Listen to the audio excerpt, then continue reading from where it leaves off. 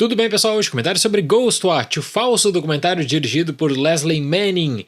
E nesse dia de Halloween eu pensei muito em trazer uma recomendação bacana aqui pro canal, cogitei vários filmes, mas foquei em Ghostwatch pelo seguinte. Existiu uma exibição no dia 31 de outubro de 1992 na rede de TV BBC no Reino Unido, que gerou uma grande polêmica, uma grande controvérsia e que deixou também uma marca permanente no terror.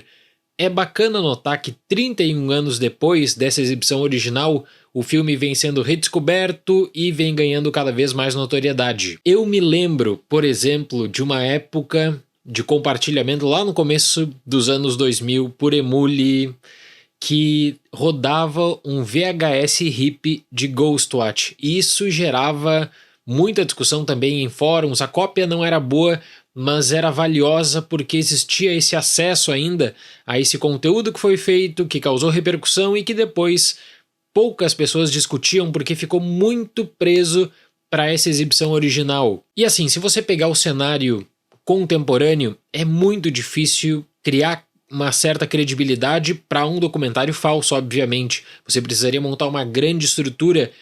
Eu tenho certeza que o que foi feito em Ghostwatch, não só levando em conta terror, mas também a questão da credibilidade, dificilmente seria replicado, porque aqui você tem o uso da marca BBC, então a marca BBC passaria credibilidade e isso acabou atormentando aquela noite de 31 de outubro de 1992 em várias residências.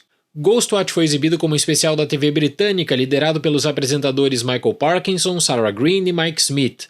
A equipe da BBC buscava investigar uma casa supostamente mal assombrada ao vivo, e o que começou como uma reportagem tradicional rapidamente se transformou em um caso aterrorizante quando eventos paranormais ocorreram diante das câmeras. Por que nós nunca mais teremos um Ghostwatch? Porque hoje em dia, qualquer produção você tem um anúncio prévio, você pode pesquisar na internet, pode ver quem está envolvido, e nesse caso aqui parecia realmente que era uma estrutura de investigação tradicional de qualquer outro programa da BBC. Tinha sido anunciado em algumas revistas que esse conteúdo tinha sido previamente gravado, só que não era todo mundo que tinha acesso a essa informação. Então, quando foi exibido, o impacto foi imediato. Porque existia interação ao vivo, número para ligação, e aí vem o detalhe.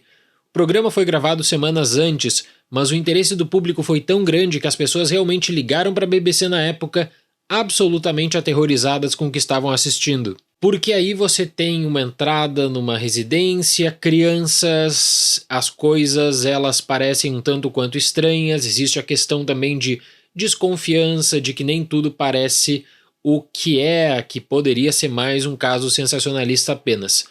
Existe uma abordagem no Reino Unido, nos estudos acadêmicos, que consideram que o que aconteceu no caso de Ghostwatch em 1992 se alinha muito àquela experiência de A Guerra dos Mundos na década de 1930. Naquele caso, o impacto no rádio, para Ghostwatch, o impacto na TV. Eu quis trazer esse comentário aqui para o canal e essa recomendação no dia de Halloween por dois motivos. O primeiro é pela redescoberta, isso está acontecendo bastante, especialmente de uns 3, 4 anos para cá. Mas o segundo motivo é porque vários elementos explorados em Ghostwatch acabaram sendo aproveitados no terror posteriormente. A perspectiva mais evidente é da fina linha entre realidade e ficção através do estilo jornalístico, que posteriormente daria muita força para o found footage, e por isso que eu considero, aliás, que Ghostwatch de certa forma é um precursor do frenesi em torno de A Bruxa de Blair. A grande diferença é que Ghostwatch ficou completamente envolvido para sua exibição original na TV britânica em 31 de outubro de 92, enquanto A Bruxa de Blair, graças à distribuição cinematográfica, conseguiu essa grande expansão e atenção antes mesmo do lançamento, até porque trouxe a questão dos novos meios de comunicação, conseguiu lidar bem com a internet, repasse de teorias e tal,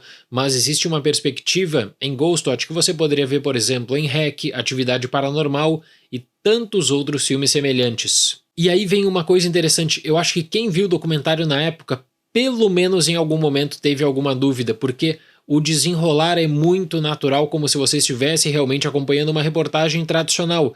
Até claro, quem sabe você vai questionar uma frase, vai questionar uma interrupção técnica, se aquilo ali poderia ter comprometido a experiência, mas é aquele caso, né, que pro período original de exibição sem dúvida alguma dá para desconfiar. O impacto ao vivo é muito forte, até porque o âncora trazia credibilidade, a equipe de jornalismo era uma equipe conhecida.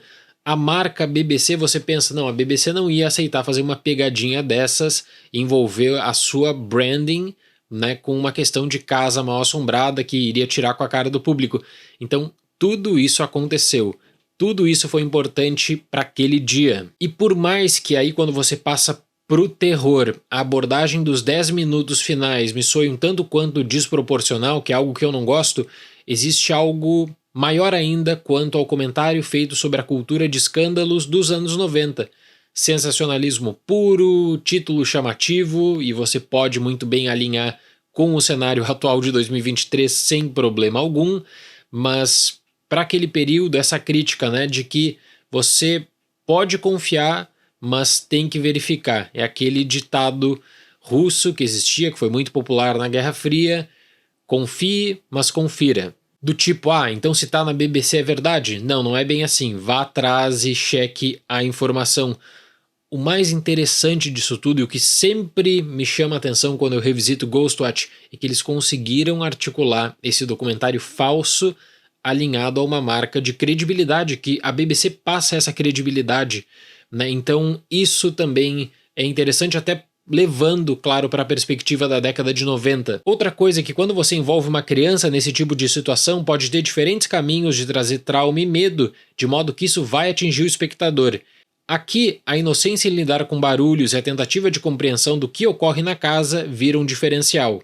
Sem contar, né, que a própria produção menciona a possibilidade de traumatizar alguém que está assistindo em casa, porque esse desenrolar é muito natural, né, foi gravado, mas parece que você tem o acompanhamento ao vivo, as ligações, o ambiente externo, as falhas de comunicação, as piadas. Então é um grande programa.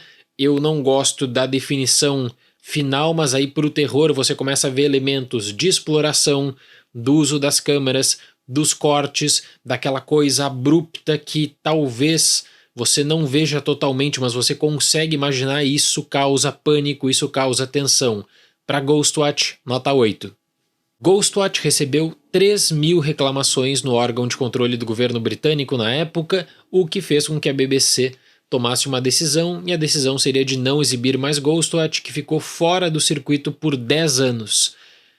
Ghostwatch foi considerado um programa que gerou histeria coletiva no público. E eu acho que essa redescoberta é muito legal, para você dar valor para esse projeto e para você ver como essa questão do documentário falso, a questão da credibilidade, da crítica que é feita a quem consome esse conteúdo sem verificar fontes e tal, como essa crítica ela pode estar amparada também para uma perspectiva do terror, que vai usar o found footage, que vai usar também essa fina linha do real e da ficção como um trunfo para desenvolvimento de roteiro.